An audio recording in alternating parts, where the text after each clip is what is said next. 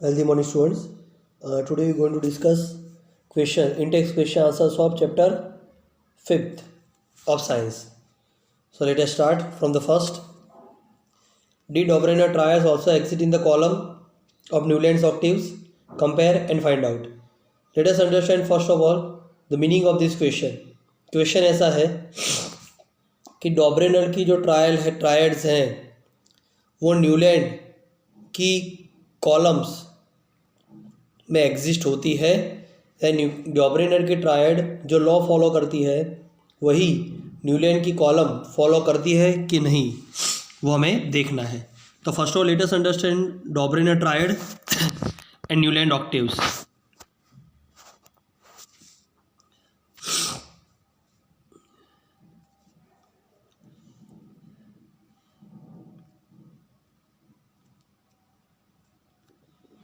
See,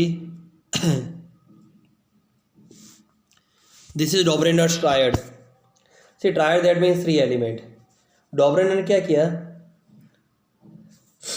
कि कोई भी 2 एलिमेंट चूज किया, सपोज नाइट्रोजन और आर्सेनिक. ठीक है, उसके एटॉमिक मास लिखे 14 और 74.9. अब इसे क्या किया, इन दोनों का एवरेज फाइंड किया, 14 + 74.9. ठीक है, जो एवरेज उसको मिला, सपोज उसको एवरेज मिला 31 पॉइंट समथिंग. क्या मिला उसको? 31 पॉइंट समथिंग. तो उसे फाइंड आउट किया कि कौन से एलिमेंट का एटॉमिक मास 31 है. तो उसको मालूम चला फॉस्फोरस का है जो 31 है. तो उसे नाइट्रोजन और आर्सेनिक के बीच में फॉस्फोरस को रख दिया. उसका मानना ऐसा था कि अगर हम 3 एलिमेंट को इंक्रीजिंग ऑर्डर में अरेंज करें, if 3 element are arrange in increasing order of their atomic mass, देखो एटॉमिक मास का इंक्रीजिंग ऑर्डर है, then the atomic mass of the center element is average atomic mass of first and third element. ये Dobereiner का law है.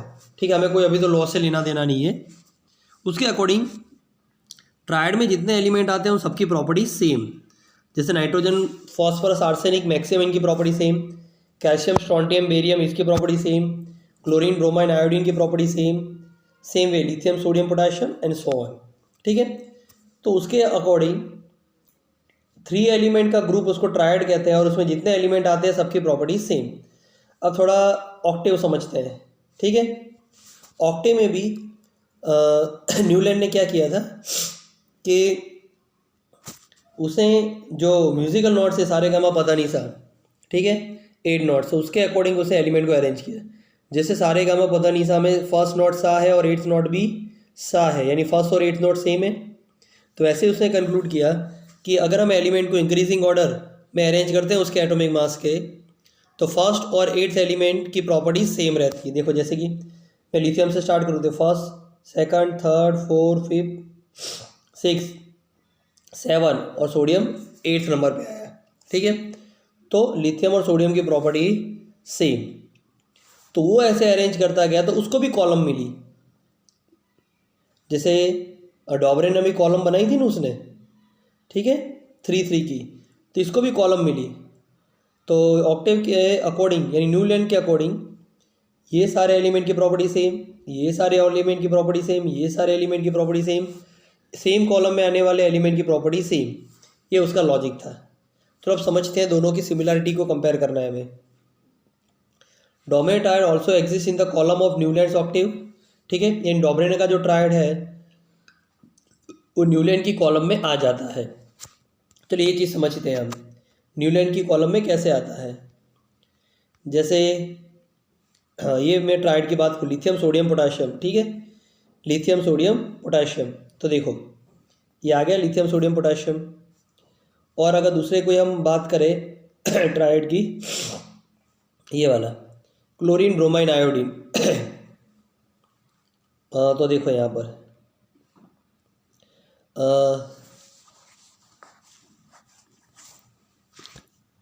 ये रहा chlorine, bromine. ठीक है, वो उसने आयोडीन अरेंज नहीं किया है, लेकिन इन शॉर्ट क्लोरीन, ब्रोमाइन आ गए. तो जितने भी डॉबरेनर के ट्रायड्स थे, ठीक है, वो क्या ये ऑक्टेव की कॉलम में आ जाते थे. यानी डॉबरेनर के अकॉर्डिंग उसके ट्रायड की प्रॉपर्टी सेम, और वही ट्रायड ये ऑक्टेव के कॉलम में आ जाती है। तो न्यूलैंड के अकॉर्डिंग ऑक्टाव न्यूलैंड के अकॉर्डिंग कॉलम में आने वाले एलिमेंट की प्रॉपर्टी सेम। तो ये मतलब हुआ कि डॉबरेनर की जो ट्रायड्स है वो न्यूलैंड की कॉलम में आ जाती है। Dominant triads also exist in the column of Newlands octaves. First, lithium, sodium, potassium form a Dobrynin triad. Lithium, the first element of both the triads and octave. Eighth element from it is sodium. Lithium and sodium both possess similar properties according to Dobrynin triad and law of octave. देखो ये चीज़ समझाइए example लेके। डॉबरेनर के triad में उसने lithium, sodium, potassium को एक साथ में अरेंज किया था। उसका मतलब ये तीनों की प्रॉपर्टी सेम। तो न्यूलैंड ने भी वही किया, लिथियम, सोडियम, पोटाशियम को एक ही कॉलम में रखा, मतलब उनकी भी प्रॉपर्टी सेम। जैसे लिथियम से काउंटिंग करो, लिथियम अगर मैं फर्स्ट मानूँ तो सोडियम 8th नंबर पे आएगा। न्यूलैंड के अकॉर्डिंग तो फर्स्ट और 8th एलिमेंट की प्रॉपर्टी सेम ना, तो लिथियम सोडियम की प्रॉपर्टी सेम हुई। वैसे सोडियम को अगर मैं फर्स्ट एज्यूम करूँ तो पोटाशियम 8th नंबर पे आएगा। यानी लिथियम, सोडियम, पोटाशियम की प्रॉपर्टी न्यूलैंड के अकॉर्डिंग भी सेम और डॉबरेनर ट्रायड के अकॉर्डिंग भी सेम। तो इस तरह से दोनों में सिमिलरिटी थी।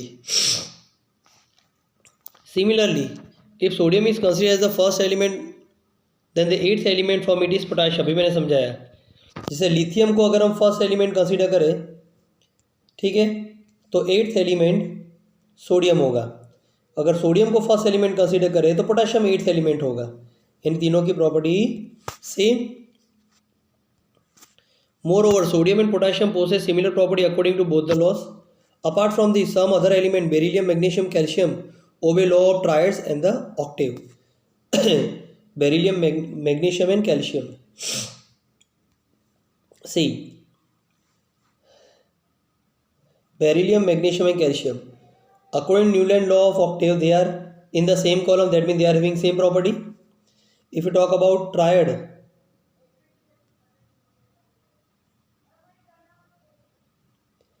then they also form a triad, so their property is same. Okay, here it is not given.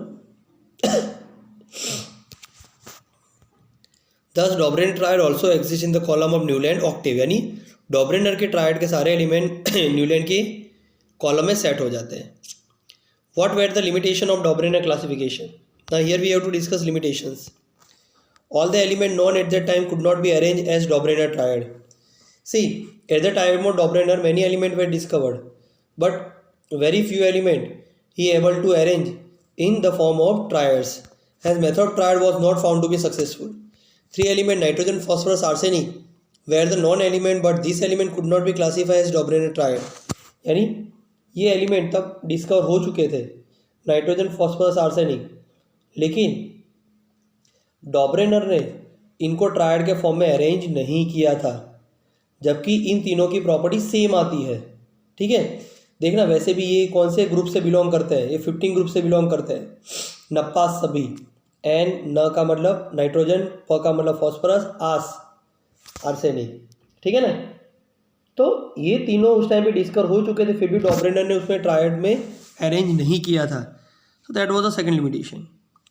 Now what were the limitation of Newland law of octave? Newlands law of octave was applicable only to lighter element having atomic masses up to 14 U. U that means unified mass. See, Newland law of octave was only applicable for the lighter element up to atomic mass 40. यानी अगर हम यहाँ पर आए तो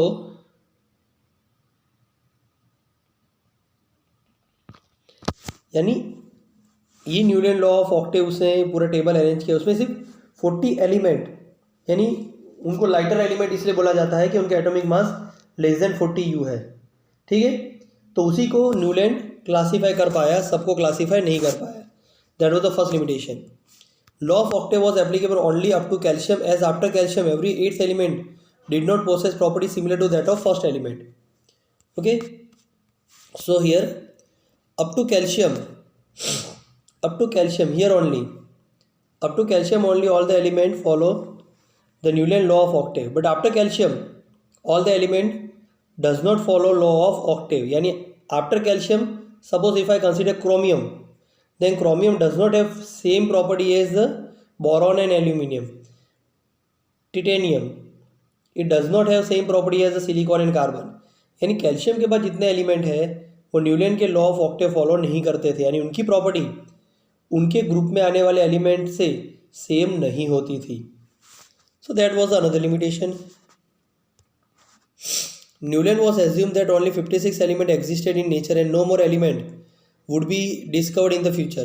But later on, several new elements were discovered whose property did not fit into the law of octaves. Okay, so at that time of Newland, only 56 elements were discovered, and out of 56, Newland सिर्फ calcium तक ही element को properly arrange कर पाया. ठीक है, उसके बाद के कोई भी एलिमेंट को प्रॉपर्ली अरेंज नहीं कर पाया था. और इवन जितने 56 एलिमेंट डिस्कवर हुए थे उन सबको भी न्यूलैंड प्रॉपर्ली अरेंज नहीं कर पाया था. ठीक है, उसको ऐसा लग रहा था कि सिर्फ 56 एलिमेंट ही है, but we know very well total 119 elements are there.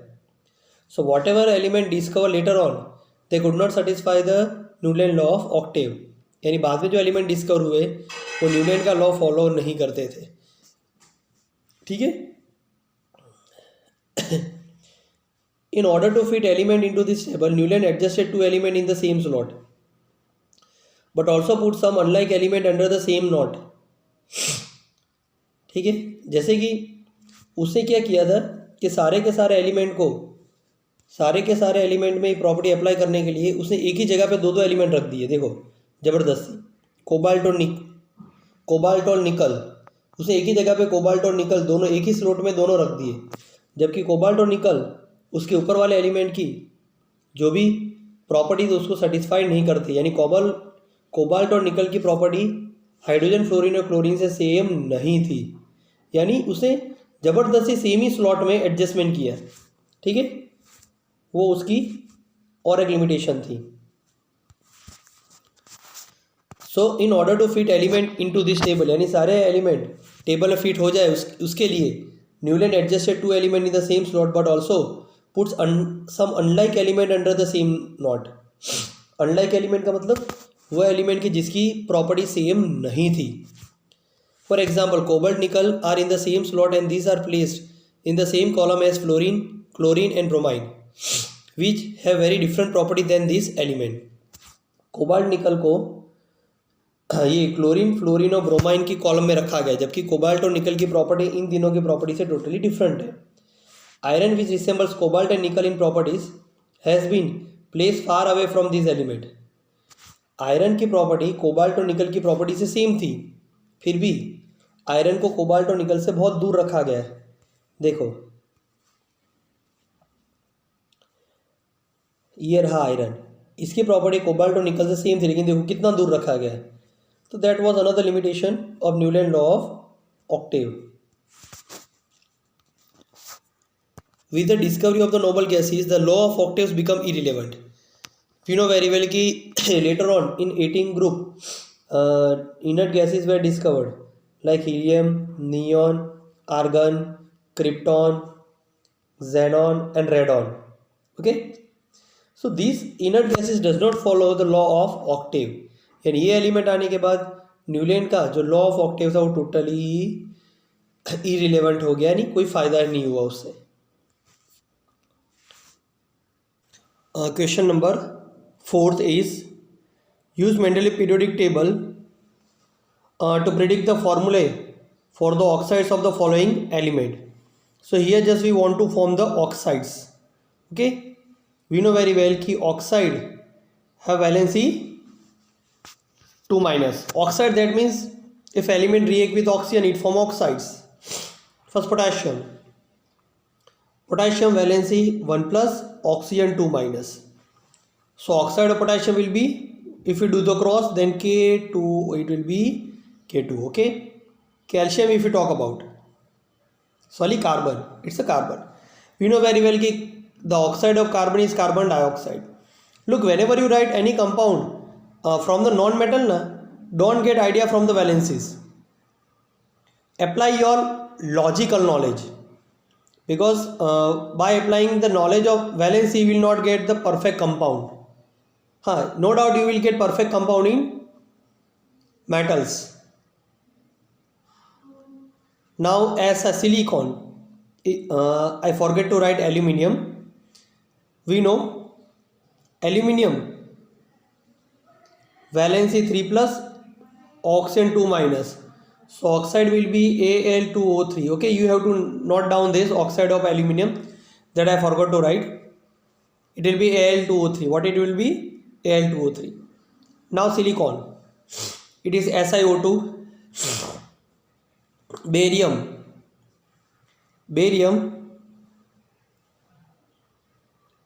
2 plus, oxygen 2 minus. So charges are balanced, so its oxide will be BaO, barium oxide. Clear?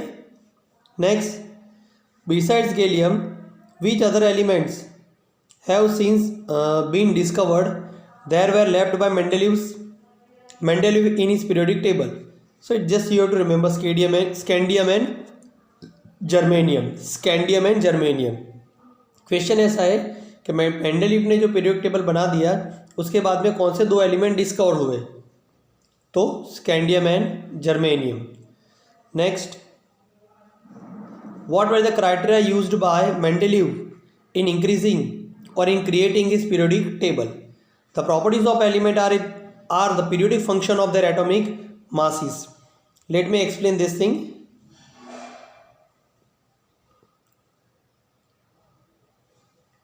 Okay. Properties of elements are periodic to their atomic masses. उसका मतलब देखो ये atomic mass check करो. इसका atomic 6.939, 9.012, 10.81, 12.01. यानी जैसे हम left to right जा रहे हैं एटॉमिक मासेस इंक्रीज हो रहे हैं. क्या हो रहा है? इंक्रीज हो रहा है. अभी क्वेश्चन आता होगा कि 18 के बाद जो 22.99 सोडियम का एटॉमिक मास है, जो सोडियम को यहाँ पर आगे क्यों नहीं लिखा, लिथियम के बिलो क्यों रखा? सोडियम को लिथियम के बिलो इसलिए रखा कि लिथियम और सोडियम की प्रॉपर्टी सेम है, मैग्नीशियम और बेरिलियम की प्रॉपर्टी सेम है, एल्यूमिनियम बोरॉन की प्रॉपर्टी सेम है, इसलिए उनको इनके नीचे रखा हुआ है. अब देखो पीरियोडिक का मैं मतलब समझाता हूँ. पीरियोडिक का मतलब पहले चेंज होना फिर सेम होना. जैसे कि हम लिथियम से फ्लोरीन की तरफ जाएंगे तो प्रॉपर्टी चेंज होती है. क्या होती है? चेंज होती है.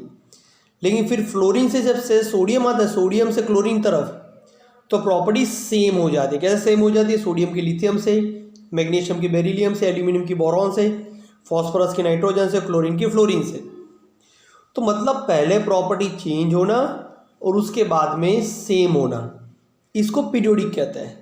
पीरियोडिक का मतलब यही होता है कि पहले चेंज होना फिर सेम होना. तो ये चेंज और सेम वो किसकी वजह से, क्या चीज़ किसके ऊपर ये डिपेंडेंट है? ये डिपेंडेंट है एटॉमिक मासेस पे. जैसे एटॉमिक मास इंक्रीज हो रहा है वैसे पहले प्रॉपर्टी चेंज हो रही है फिर प्रॉपर्टी सेम हो रही है. यानी प्रॉपर्टी चेंज और सेम होना, इसको पीरियोडिक कहते हैं. ये पीरियोडिक किसके ऊपर डिपेंडेंट है? एटॉमिक मासेस के ऊपर. That's why the first point is the property of the elements. The property of elements is periodic in nature to their atomic masses. यानी एटॉमिक मासेस जैसे चेंज होगा पहले प्रॉपर्टी चेंज होगी फिर property same होगी, इसको कहते हैं periodic. Okay, the property of the element are periodic in function to their atomic masses. Element with similar properties are arrange in the same group. That तो just I had explain. This is called group. So those elements which are having same property, they have been placed in a same group. जैसे lithium, sodium, potassium, rubidium की property same थी तो उनको एक ही group में रखा गया. वैसे फ्लोरीन, क्लोरीन, ब्रोमाइन की प्रॉपर्टी सेम थी, उनको भी सेम ग्रुप में रखा गया. तो this is the second point. The third point is the formula of oxide and hydride form by an element. और अब देखो हम कब के बोल रहे हैं कि प्रॉपर्टी जिसकी सेम होती है उसको सेम ग्रुप में रखा जाता है. यानी कि फ्लोरीन क्लोरीन ब्रोमाइन की प्रॉपर्टी सेम, बराबर, लेकिन कौन सी प्रॉपर्टी सेम? हम केमिकल प्रॉपर्टी की बात कर रहे हैं। यानी केमिकल प्रॉपर्टी का मतलब क्या? केमिकल प्रॉपर्टी का मतलब वो कोई भी एलिमेंट के साथ रिएक्शन करते हैं, चाहे फ्लोरीन हो, क्लोरीन हो, ब्रोमाइन हो, उनकी रिएक्शन करने की जो मेथड है वे है वो सेम रहता है, यानी उनकी प्रॉपर्टी सेम रहती है। अब दूसरा क्वेश्चन है कि रिएक्शन करते तो किससे? रिएक्शन हम बात कर रहे हैं ऑक्सीजन से। किससे? ऑक्सीजन से। सपोज मैं ये फर्स्ट ग्रुप ले लूँ, लिथियम। तो when lithium react with oxygen it form Li2O, when sodium react with oxygen it form Na2O। तो ये जो केमिकल प्रॉपर्टीज़ हैं, लिथियम भी ऑक्साइड बनाता है, पोटाशियम भी, सोडियम भी ऑक्साइड बनाता है, ये इसको केमिकल प्रॉपर्टी कहते हैं। लिथियम और सोडियम की प्रॉपर्टी सेम है। तो केमिकल प्रॉपर्टी के लिए हमने क्या कंसीडर किया? ऑक्साइड और दूसरा क्या कंसीडर किया? हाइड्राइड। यानी लिथियम जब हाइड्रोजन के साथ रिएक्ट करता है तो भी उसकी केमिकल प्रॉपर्टी जैसे सोडियम हाइड्रोजन के साथ रिएक्ट करता है उससे सेम ही होती है। ठीक है, तो simple. Third and last point is कि the formula of oxide and hydride form by an element. ये केमिकल प्रॉपर्टी जानने के लिए हमने किसकी हेल्प ली थी? ऑक्साइड और हाइड्राइड्स की। Okay, what do you think the noble gases are placed in separate group? Now here we are talking about the modern periodic table. चलो उसके पहले भी एक क्वेश्चन आता है मेंडलीव का, वो देख लेते हैं। नहीं, उसके पहले मॉडर्न पीरियोडिक टेबल आपको कंप्लीटली समझना पड़ेगा, उसके बाद ही ये सारी चीज़ें आप समझ पाओगे। तो थोड़ा समझने का हम ट्राई करते हैं। So here we are having modern periodic table. ये रहा मॉडर्न पीरियोडिक टेबल हमारा। ठीक है,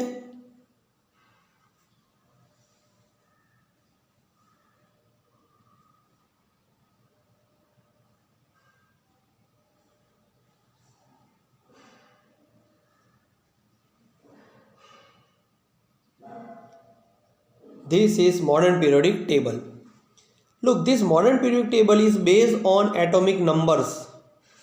ठीक है, तो पहले वो एटॉमिक नंबर छोड़ो, पहले हम ग्रुप्स देख लेते हैं। जैसे this is first group, second group, ये जो नंबर दिए ग्रुप नंबर दिए 3, 3rd, 4th, 5th, 6th, 1, 8, 9, 10, 12 up to 18. So in modern periodic table how many groups we are having? 18. And this number here 1, 2, this number shows period number.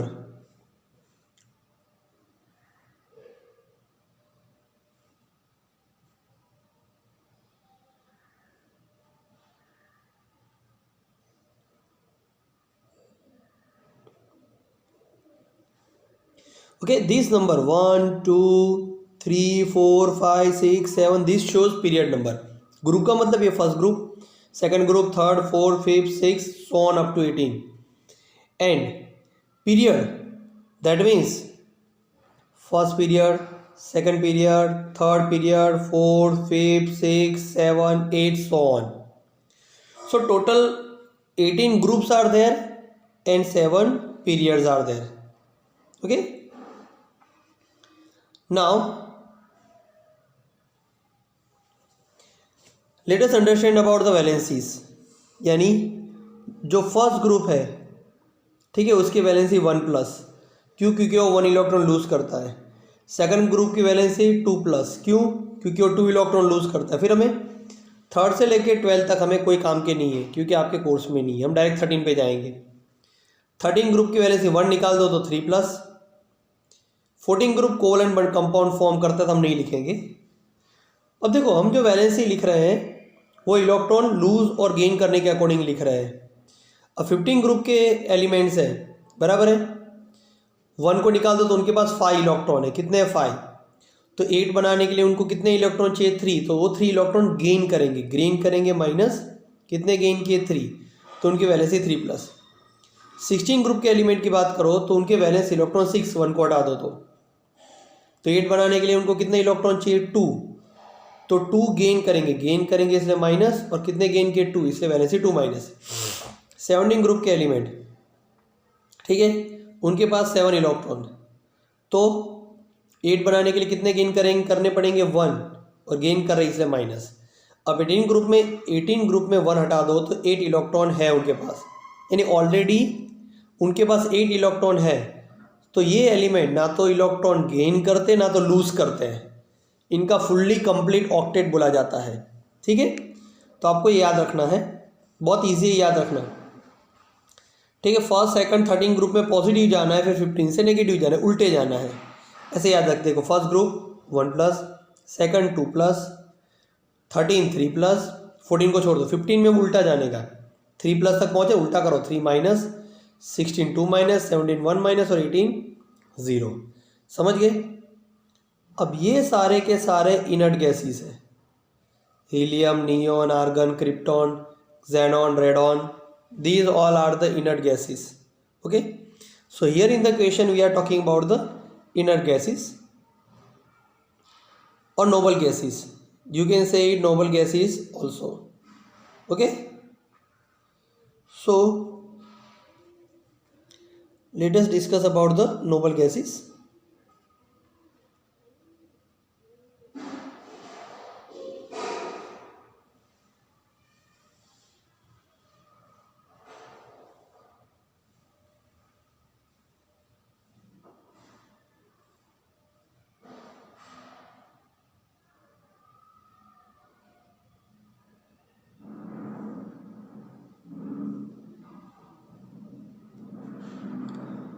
Okay,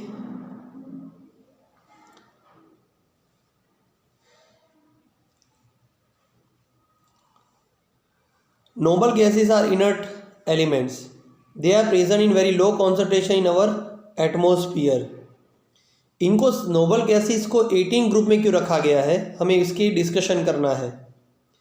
Their properties are different from the all other elements, therefore the noble gases are placed in separate group. First, they are inert element. Inert element मतलब मैंने आपको जैसे समझाया है, noble gases का group number 18 है। So they neither lose electron nor gain electron, ठीक है। जो इलेक्ट्रॉन लूज भी नहीं करता गेन भी नहीं करता उसको इनर्ट कहते हैं। क्या कहते हैं? Inert. The second thing, they are present in very low concentration in our atmosphere, हमारे एटमोसफियर में बहुत ही कम है। Their properties are different from all other element, इनकी प्रॉपर्टी बाकी एलिमेंट से डिफरेंट कैसे? बाकी सारे एलिमेंट या तो इलेक्ट्रॉन लूज करेंगे, गेन करेंगे या तो शेयर करेंगे, ये तीन में से एक चीज़ करते ही है। लेकिन 18 ग्रुप के एलिमेंट ये तीन में से कोई भी चीज़ नहीं करते, that's why they are different, therefore the noble gases are placed in separate group. Okay, how could the modern periodic table remove various abnormalities of Mendeleev periodic table?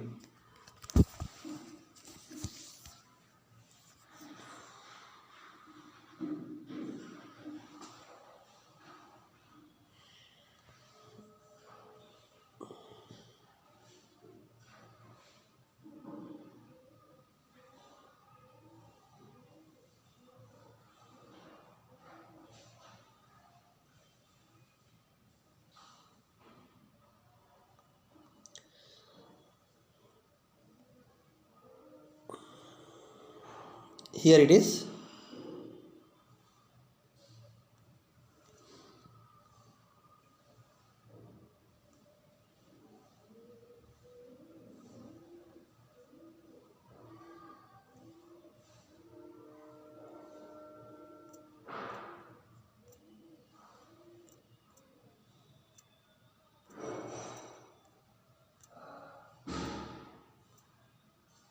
Just a minute.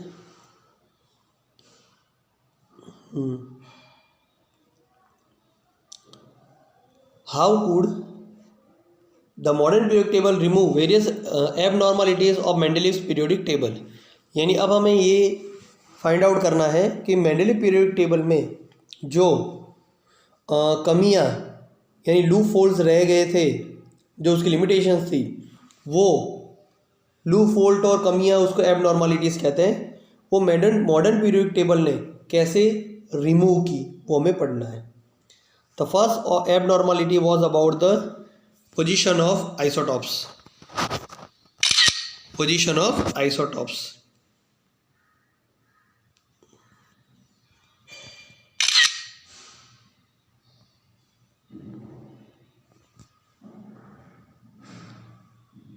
Just a minute.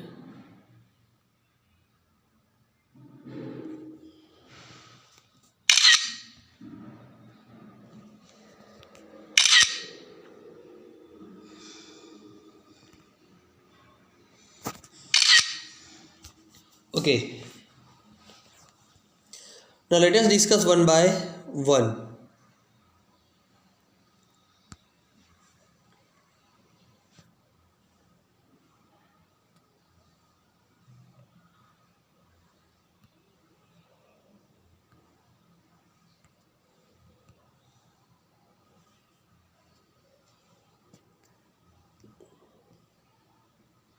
Okay.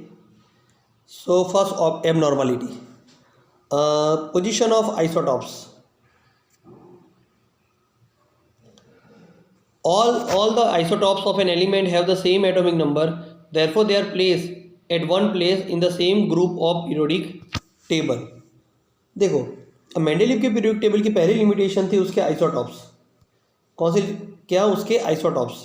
मैं आपको बताता हूँ isotopes किसे कहते हैं और वो क्यों मेंडेलीव की लिमिटेशन थी. हम समझते हैं. पहले मेंडेलीव का पीरियोडिक टेबल हम ओपन कर दें. So this is periodic table of Mendeleev. Okay. अब देखो आइसोटॉप्स किसे कहते हैं कि जिसका एटॉमिक नंबर सेम होता है लेकिन एटॉमिक मास डिफरेंट होता है. यानी जिसमें प्रोटॉन सेम होते हैं, न्यूट्रॉन डिफरेंट होते हैं. जैसे मैं आपको बात करूं हाइड्रोजन के 3 आइसोटॉप्स. प्रोटियम जिसका एटॉमिक मास 1 है और एटॉमिक नंबर वो भी 1 है. ठीक है, ये प्रोटियम है जिसको 1 1 लिखा जाता है. फिर ड्यूटेरियम कहते हैं इसको, ड्यूटेरियम. ठीक है, इसका एटॉमिक मास है वो 2 है और एटॉमिक नंबर है वो 1 है. ठीक है. फिर ट्रिटियम जिसका एटॉमिक मास 3 है और एटॉमिक नंबर 1 है. ठीक है. देखो एटॉमिक मास का मतलब क्या? सम ऑफ प्रोटॉन एंड न्यूट्रॉन. और एटॉमिक नंबर का मतलब ओनली प्रोटॉन. यानी एटॉमिक नंबर सबका 1 है तो मतलब प्रोटियम के अंदर भी 1 प्रोटॉन है, ड्यूटेरियम के अंदर भी 1 प्रोटॉन है और ट्रिटियम के अंदर भी 1 प्रोटॉन है. लेकिन ये ऊपर वाले एटॉमिक मास शो करते हैं. तीनों में न्यूट्रॉन डिफरेंट है. जैसे फर्स्ट में न्यूट्रॉन 0 है तो फर्स्ट की बात करें तो प्रोटॉन 1 और न्यूट्रॉन 0 तो 1 + 0 1, तो इसका एटॉमिक मास 1 हुआ. ड्यूटेरियम की बात करें तो प्रोटॉन 1 न्यूट्रॉन 1 तो कितना हुआ? 2, तो एटॉमिक मास 2 हुआ. ट्रिटियम की बात करें तो प्रोटॉन 1 और न्यूट्रॉन 2 तो एटॉमिक मास 3 हुआ. तो अब देखो ये सारे आइसोटॉप्स है हाइड्रोजन के जिनका एटॉमिक मास डिफरेंट है. 1 है, 2 है, यानी प्रोटियम का 1 है, ड्यूटेरियम का 2 है और ट्रिटियम का 3 है. तो अब मेंडेलीव का प्रॉब्लम ये था कि हाइड्रोजन के 3 आइसोटॉप्स है उनको कहाँ रखने का. ठीक है, सबका मास देखो डिफरेंट है, 1 2 3 है. ठीक है. लेकिन अब मेंडेलीव ने तो हाइड्रोजन के लिए एक ही प्लेस दी थी, तो एक ही प्लेस पे 3 एलिमेंट थोड़ी रख सकते अपने, नहीं रख सकते. मालूम मेंडेलीव का ऑक्टेलो इसलिए फेल गया था कि उसने एक ही जगह पे 2 एलिमेंट रख दिए थे, तो यहाँ पर तो रख ही नहीं सकते. अब बात हुई कि चलो हाइड्रोजन सपोज प्रोटियम का एटॉमिक मास 1 है तो यहाँ रख दिया, ड्यूटेरियम का एटॉमिक मास 2 है तो इसको यहाँ रख दिया, ट्रिटियम का एटॉमिक मास 3 है तो इसको यहाँ रख दिया. लेकिन अगर मैं ऐसे हाइड्रोजन के आइसोटॉप रखता हूँ तो ये हाइड्रोजन के आइसोटॉप की प्रॉपर्टी मैग्नीशियम कैल्शियम से सेम नहीं होती है, इसके एल्यूमिनियम से सेम नहीं होती, तो मैं ऐसे भी नहीं रख सकता. तो मेंडेलीव का सबसे बड़ा प्रॉब्लम था कि अगर कोई भी एलिमेंट का आइसोटॉप है, आइसोटॉप का मतलब same atomic number but different atomic mass, तो एटॉमिक मास डिफरेंट, तो एक ही ये तीनों आइसोटॉप को कहाँ रखने का, वो मेंडेलीव का सबसे बड़ा प्रॉब्लम था जो सॉल्व किया मॉडर्न पीरियोडिक टेबल ने. क्योंकि मेंडेलीव जो भी है, मेंडेलीव ने अपना पीरियोडिक टेबल एटॉमिक मास से अरेंज किया था. किससे अरेंज किया था? एटॉमिक मास से. जबकि modern periodic table atomic number से अरेंज हुआ है। देखो, जिसका एटॉमिक नंबर 1 है उसको पहले रख दो, जो हाइड्रोजन है। फिर जिसका 2 है वो हीलियम, फिर 3 है लिथियम, 4 बेरिलियम, देखो ये नंबर लिखा हुआ है। 5 बोरॉन, देखो यहाँ नंबर 5 लिखा हुआ है। फिर 6, देखो यहाँ नंबर 6 लिखा है कार्बन, 7 नाइट्रोजन। तो मतलब अब देखो, अब सपोज हाइड्रोजन के अंदर हम बात करें तो ये प्रोटियम, ये ड्यूटेरियम और ट्रिटियम, ठीक है। अब इसका एटॉमिक मास 1, इसका 2, इसका 3 और इसका एटॉमिक नंबर 1, इसका भी 1, इसका भी 1, क्योंकि तीनों के एटॉमिक नंबर सेम है। तो यहाँ पर हमने 1 प्लेस रखी हुई है ना एटॉमिक नंबर 1 के लिए, तो यहाँ पर ही वो लोग आ जाएंगे, ठीक है। अब आप सोचोगे कि यहाँ पर भी तो सर एक ही प्लेस पे तीनों को रखना पड़ेगा ना, तो वापस प्रॉब्लम नहीं हुआ? नहीं, क्योंकि बाद में ये प्रूव हो गया कि ये जो दोनों आइसोटोप है उनकी प्रॉपर्टी फर्स्ट ग्रुप के केमिकल और फर्स्ट ग्रुप के एलिमेंट की केमिकल प्रॉपर्टीज सेम होती है। तो हम यहाँ पर उनको एक के ऊपर एक ऐसे रख सकते हैं, ठीक है। तो आइसोटोप की प्रॉपर्टी या आइसोटोप का प्रॉब्लम मॉडर्न पीरियोडिक टेबल ने सॉल्व कर दिया, ठीक है। मेंडलीफ ने एटॉमिक मास से अरेंज किया था, इसलिए प्रॉब्लम हुआ, क्योंकि एटॉमिक मास देखो तीनों के डिफरेंट है। लेकिन modern periodic table atomic number से अरेंज होता है जो तीनों का सेम है, तो ये प्रॉब्लम सॉल्व हो गया, ठीक है। Now second is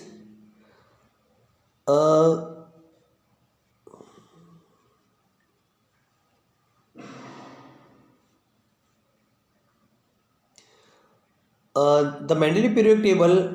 In Mendeleev periodic table, elements with similar properties are placed in the same group, like cobalt placed first and nickel placed later, while in the modern periodic table elements are arranged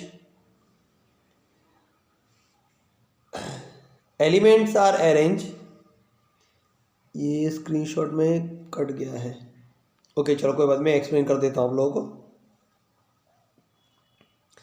Look, the second property or second problem in the Mendeleev periodic table was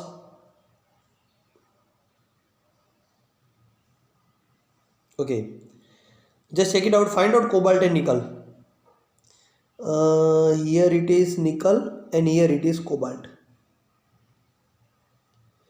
So, what is law of Mendeleev periodic table? The law is all the elements should be in increasing order of their atomic mass, यानी atomic mass बढ़ना चाहिए, कम नहीं होना चाहिए। देखो यहाँ cobalt का atomic mass क्या है 58.93 और निकल का एटॉमिक मास क्या है 58.71, तो थोड़ी इंक्रीज हुआ, ये तो डिक्रीज हुआ। तो ये एटॉमिक मास डिक्रीज होने के बावजूद उसने ऐसा क्यों रखा? क्योंकि प्रॉपर्टी सेम होती थी, उसने एटॉमिक मास को छोड़ के प्रॉपर्टी पे ज़्यादा ध्यान दिया। लेकिन फिर भी ये गलती तो हुई ना मेंडलीव की, ठीक है, कि कोबाल्ट और निकल को प्रॉपर्ली अरेंज नहीं कर पाया एटॉमिक मास से। ये प्रॉब्लम मॉडर्न पीरियोडिक टेबल में सॉल्व हो गया। कैसे? क्योंकि मॉडर्न पीरियोडिक टेबल हमने एटॉमिक नंबर से अरेंज किया हुआ है। किससे अरेंज किया हुआ है? एटॉमिक नंबर से। तो अगर हम देखें, देखो अब यहाँ पर आपको कोबाल्ट और निकल फाइंड आउट करना है। तो ये हमें मिल गया कोबाल्ट 27 नंबर पे और 28 नंबर पे निकल। कोबाल्ट का एटॉमिक नंबर 27 है और निकल का एटॉमिक नंबर 28 है। अब modern periodic table no doubt atomic number से अरेंज हुआ है, लेकिन उसका भी लॉ यही कहता है कि सारे एलिमेंट एटॉमिक नंबर के इंक्रीजिंग ऑर्डर में ही होने चाहिए, यानी एटॉमिक नंबर बढ़ना चाहिए, कम नहीं होना चाहिए। तो देखो यहाँ पर बढ़ ही रहा है कोबाल्ट और निकल। तो यहाँ पर एक्चुअली मेंडलीव का प्रॉब्लम कहाँ पर हुआ? उसने कोबाल्ट निकल को एटॉमिक मास से अरेंज किया, इसलिए इंक्रीजिंग ऑर्डर में अरेंज नहीं कर पाया। जबकि मॉडर्न पीरियोडिक टेबल ने एलिमेंट को एटॉमिक नंबर से अरेंज किया। देखो कोबाल्ट का एटॉमिक नंबर 27 है और निकल का 28, तो इंक्रीजिंग ऑर्डर में सेट हो गए। तो ये प्रॉपर्टी और ये लिमिटेशन भी मॉडर्न पीरियोडिक टेबल ने सॉल्व कर दी, ठीक है। Now let us check third limitation and how it is solved. Third was same atomic masses do not increase in a regular manner in going from one element to the next. Therefore, in Mendeleev periodic table, it was not possible to predict as how many elements or how many new elements could be discovered between two non-elements. Since modern periodic table is formed on the basis of atomic numbers of element, discovery of one element, new element become easy. अब देखो ये समझाना चाह रहा है third point कि जो modern periodic Mendeleev का पीरियोडिक टेबल था वो एटॉमिक मास के बेस था, बराबर है। किसके बेस था? एटॉमिक मास के। अब उसमें प्रॉब्लम क्या हुआ? एटॉमिक मास के बेस था, इसकी वजह से प्रॉब्लम ये हुआ कि सपोज इसका एटॉमिक मास 14.007 था नाइट्रोजन, और ऑक्सीजन का एटॉमिक मास 15.999 है, ठीक है। तो बीच में एटॉमिक मास का गैप कितना आया? मैं 15.999 में से 14.007 माइनस करूँ 1.992 का गैप आया। तो अब हमें सोचना पड़ेगा कि कोई ऐसा एलिमेंट हो सकता है जो मेंडेलीव को मालूम नहीं था, लेकिन कोई ऐसा एलिमेंट हो सकता है कि जिसका एटॉमिक मास 14.008 हो, 14.009 हो, 14.010 हो सकता है ऐसा एलिमेंट? हो भी सकता है, नहीं भी हो सकता। तो मतलब मेंडेलीव ने एटॉमिक मास से सारे के सारे एलिमेंट अरेंज किए, तो ये प्रिडिक्ट करना बहुत डिफिकल्ट हो गया था कि कोई भी दो एलिमेंट के बीच में कोई एलिमेंट हो सकता है कि नहीं हो सकता। यानी ऐसा एलिमेंट हो सकता है जो हमें मालूम ना हो, लेकिन अभी भी अर्थ क्रस्ट में कहीं पर वो प्रेजेंट हो। तो प्रिडिक्ट करना बहुत ही डिफिकल्ट हो जाता था। क्यों? क्योंकि एटॉमिक मास सेम मैनर में इंक्रीज नहीं होते थे। जैसे हमने इन दोनों का डिफरेंस निकाला 1.992 आया, ठीक है। अब सपोज मैं इन दोनों का डिफरेंस निकालूं तो 18.998 माइनस 15.999, ठीक है। 18 माइनस 9, 18 माइनस 9, 7 माइनस 5 2.999 का डिफरेंस है। तो मतलब एटॉमिक मास का डिफरेंस सेम नहीं आ रहा है, तो हमें मालूम नहीं चलता है, प्रिडिक्ट भी नहीं कर सकते कि दो एलिमेंट के बीच में कोई एलिमेंट डिस्कवर करना बाकी है कि नहीं। ये क्यों ऐसा प्रॉब्लम हो रहा है? क्योंकि atomic mass same manner increase नहीं हो रहा है। लेकिन ये प्रॉब्लम सॉल्व कर दिया मॉडर्न पीरियोडिक टेबल ने। किसने सॉल्व किया? मॉडर्न पीरियोडिक टेबल ने। समझते हैं कैसे सॉल्व किया। देखो, हमें मालूम है कि modern periodic table atomic number से अरेंज हुआ है, ठीक है। तो ये atomic number 1, atomic number 2, atomic number 3, atomic number 4। अब सपोज तो देखो सब में एटॉमिक नंबर का इंक्रीजिंग ऑर्डर सेम है, सब में 1 1 बढ़ रहा है। देखो 5 के बाद 6, 6 के बाद 7, 7 के बाद 8। तो सपोज हमें कोई ऐसा एलिमेंट हमारे पास है कि जिसका एटॉमिक नंबर 8 है, ठीक है, ऑक्सीजन। और उसके बाद हमारे पास ऐसा एलिमेंट आया कि जिसका एटॉमिक नंबर 10 है, नियॉन, बराबर है। अब हमारी जानकारी में 8 और 10 के बीच के कोई भी एलिमेंट हमारी जानकारी में नहीं है, ठीक है। तो हम सीधा प्रिडिक्ट कर सकते हैं कि अभी भी ऐसे दो एलिमेंट डिस्कवर करने बाकी है कि जिसका एटॉमिक नंबर 9 है, ठीक है, जिसका एटॉमिक नंबर 9 है। तो हम उसके पीछे लग सकते हैं ये एलिमेंट डिस्कवर करने के लिए कि हमें ढूंढना ही पड़ेगा, कोई एलिमेंट होगा ही कि जिसका एटॉमिक नंबर 9 है। तो प्रिडिक्शन बहुत ईजी हो जाता है, ठीक है। तो सोचो मेंडेलीव के टाइम में हार्डली 62 या 63 एलिमेंट ही डिस्कवर हुए थे, लेकिन उसके बाद जब मॉडर्न पीरियोडिक टेबल बनाया गया एटॉमिक नंबर से, तो तुरंत ही प्रिडिक्शन होता गया कि सपोज ये दो एटॉमिक नंबर के बीच में कोई एटॉमिक नंबर मिसिंग है, मतलब वो एटॉम यानी वो एलिमेंट ढूंढना बाकी है, डिस्कवर करना बाकी है। तो साइंटिस्ट उसके पीछे लग गए और सारे एलिमेंट डिस्कवर कर लिए। तो एटॉमिक नंबर का फ़ायदा ये है कि we can predict the element which is left to discover. Clear? So this is the third advantage of modern periodic table, ठीक है। Same atomic masses do not increase in regular manner in going from one element to next, जो Mendeleev ने हमने देखा। Therefore Mendeleev periodic table it was not possible to predict करना मतलब idea लगाना कि how many new elements could be discovered between two non element, यानी दो एलिमेंट के बीच में कितने और एलिमेंट डिस्कवर हो सकते हैं। लेकिन वही मॉडर्न पीरियोडिक टेबल में वो चीज़ ईजी हो गई थी क्योंकि हमने एटॉमिक नंबर से अरेंज किया था। Clear? Now next question is a name to element you would expect to show chemical reaction similar to magnesium. What is the basis for your choice? It is very easy. So here also we'll take help of modern periodic table. Okay, so here it is modern periodic table.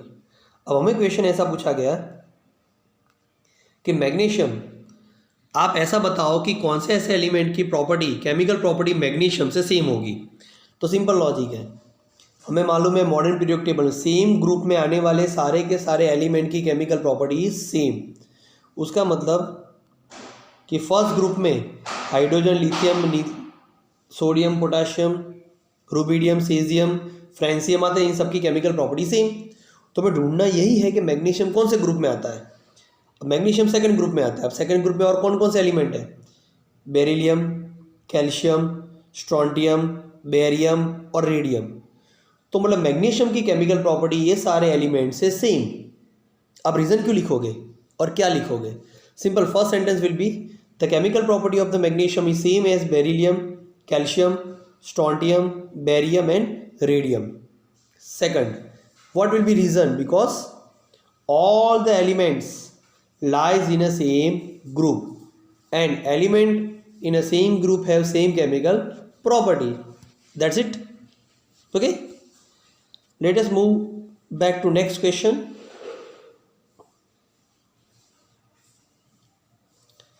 Here it is.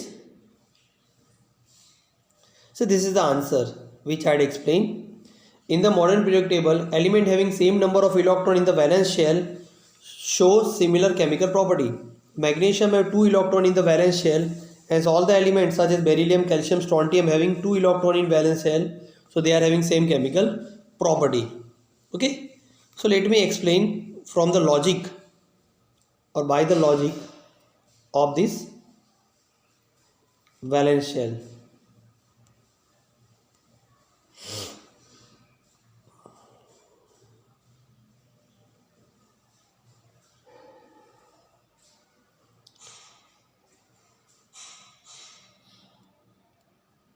Chapter के and पे आ गए हम।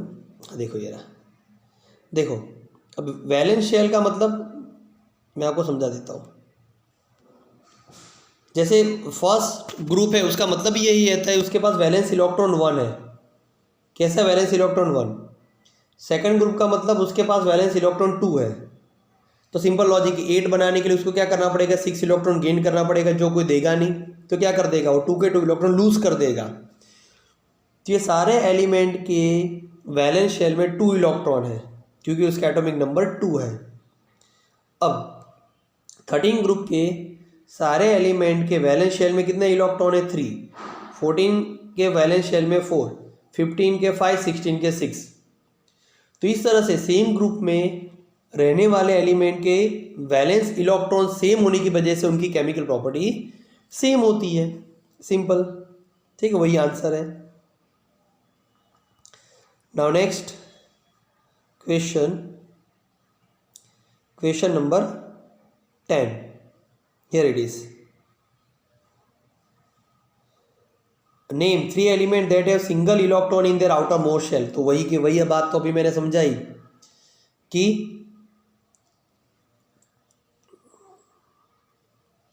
what thing just I had explained. मैंने आपको यही explain किया कि ये सारे हाइड्रोजन, लिथियम, सोडियम, पोटाशियम को सेम फर्स्ट ग्रुप में क्यों रखा गया? क्योंकि उनके वैलेंस इलेक्ट्रॉन 1 है। बेरिलियम, मैग्नीशियम में valence electron 2। 13 group boron, aluminium है वैलेंस इलेक्ट्रॉन 3, 4, 5, 6, 7 सो ऑन। तो क्वेश्चन ऐसा पूछा गया है कि ऐसे एलिमेंट के नेम बताओ कि जिसके वैलेंस शेल में 1 इलेक्ट्रॉन है। तो 1 इलेक्ट्रॉन वैलेंस शेल में तो आप कौन सा ग्रुप पकड़ोगे? Obviously first group. लिख डालो, कोई भी एलिमेंट की नेम आप लिख सकते हो। अगर ऐसा क्वेश्चन पूछा कि write element which have 7 electron in their valence shell. 7 electron मतलब कौन सा ग्रुप पकड़ने का? 17, कोई भी लिख सकते हो, ठीक है। So it's very easy. Now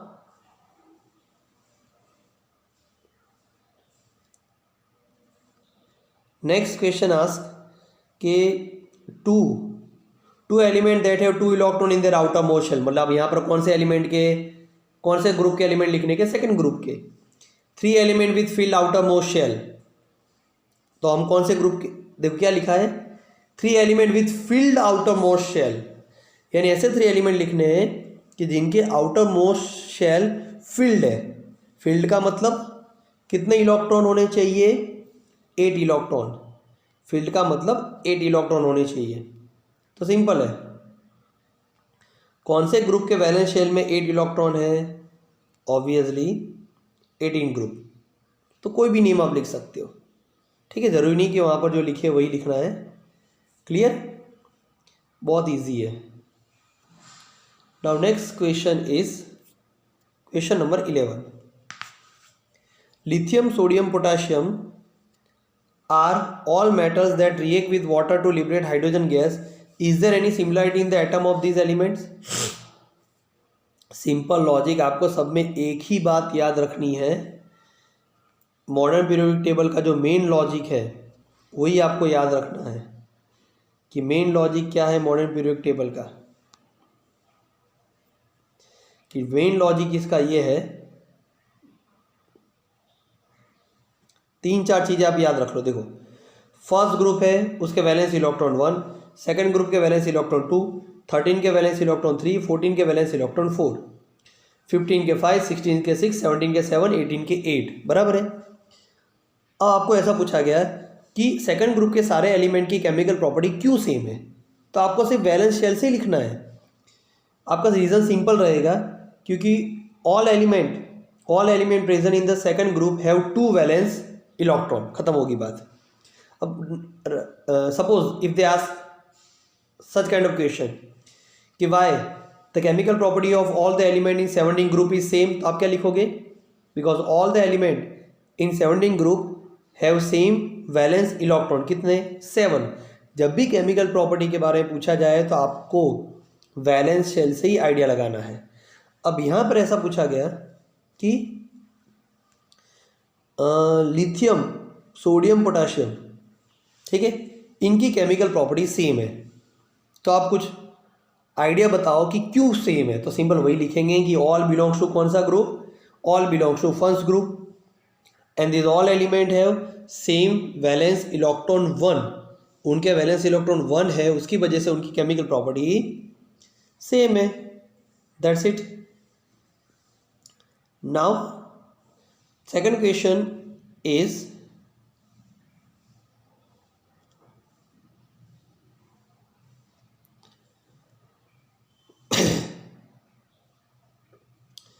helium is an unreactive gas and neon is a gas of extremely low reactivity. What if anything do their atom have in common? Simple वही आंसर आएगा कि हीलियम और neon this both belongs to 18 group, ठीक है। तो 18 group से belong करते हैं, तो सबके वैलेंस शेल में कितने इलेक्ट्रॉन? 8। लेकिन हाँ, हीलियम थोड़ी एक्सेप्शन है। देखो, हीलियम थोड़ा एक्सेप्शन में आता है, मैं बता रहा हूं कैसे।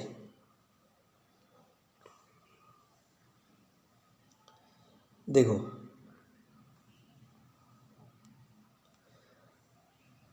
helium, neon, argon, krypton, xenon, radon, these all belongs to 18 group. That means in valence shell they have 8 electron. लेकिन सिर्फ एक ही ऐसा है कि जिसके वैलेंस शेल में 8 इलेक्ट्रॉन नहीं होने के बावजूद वो इनर्ट है।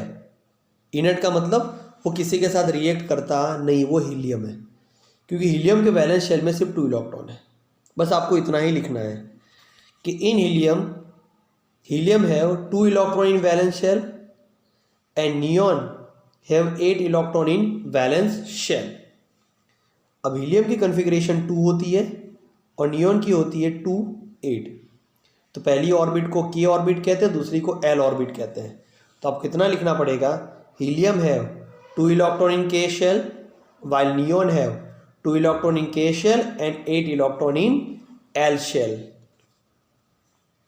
So like this it will be your answer. ठीक है, बहुत ईजी है लिखना कि helium and argon are noble gas. ठीक है, हीलियम आर्गन की बात करें, मैंने नियॉन से समझाया, कोई फ़र्क नहीं पड़ता. तो हीलियम है तो उसके KLM लिखो तो 2, और नियॉन आर्गन 20 है, उसका 18 है एटॉमिक नंबर, तो K में 2, L में 8 और M में 8 इलेक्ट्रॉन होते हैं. Helium and argon have completed outermost shell. In helium K shell has 2 electron, देखो ये लिखा है मैंने अभी. एंड इन नियॉन, यहाँ आर्गन लिखा है, यहाँ मैं नियॉन लिख रहा हूँ. क्वेश्चन में किसकी हम बात कर रहे हैं? नियॉन की बात कर रहे हैं. ये आर्गन मैंने बाय मिस्टेक लिखा हुआ है, नियॉन लिख डालना. ठीक है, क्या लिखना है आपको वहाँ पर? नियॉन. ठीक है, कुछ कुछ मिस्टेक्स हैं. तो हीलियम में 2 इलेक्ट्रॉन और नियॉन में 2 और 8. सो neon K shell has 2 electron and L shell has 8 electrons. Okay, that's it. Now 12 number. In the modern periodic table, which are the metals among the first 10 elements? Simple. We know very well कि element of first group, first, second and 13 group are called metals, and element of 15, 16 and 17 group are called non-metals. ये हमें मालूम है. ठीक है, तो first, second और 13 group के एलिमेंट को मेटल बोला जाता है, and 15, 16 and 17 group element are called non metals. तो क्वेश्चन हमें ये पूछा गया है कि फर्स्ट 1 to 10 एलिमेंट में कौन कौन से मेटल है. तो देखो पहले तो हाइड्रोजन आप लिख सकते हो, लेकिन हाइड्रोजन लिखने का नहीं, क्योंकि वो it show property has both the ways. तो हम डायरेक्ट स्टार्ट करेंगे 2 नंबर से, लेकिन 2 नंबर तो हीलियम आ गई नट, वो नहीं लिख सकते. 3 लिख सकते लिथियम, 4 बेरिलियम क्योंकि वो सेकंड ग्रुप में आता है. बोरॉन भी लिख सकते हो, 13 ग्रुप में आता है. कार्बन नहीं लिख सकते. नाइट्रोजन तो 15 ग्रुप में आ गया, तो नॉन मेटल हो गया. ऑक्सीजन हो गया non metal. Fluorine non metal हो गया, नहीं लिख सकते. नियॉन इनर्ट हो गया, नहीं लिख सकते. तो हो गए first 10. So in first 10 we can write lithium, beryllium and boron. Clear? See, for that you should remember all the element from first to 20 atomic number. इतने तो याद होने चाहिए. So lithium, beryllium are the metals among the first 10 elements. ठीक है. Now 13 number, last question it is. By considering their position in the periodic table, which one of the following element would you expect to have maximum metallic characteristic? Ga gallium, Ge germanium, As arsenic, Fe selenium and Be barium. Metallic character of an element increase down a group and decrease from left to right in period. On this basis, beryllium and gallium will show maximum metallic characters. Okay. So your explanation of all in-text question answer is over. So let us end this lecture.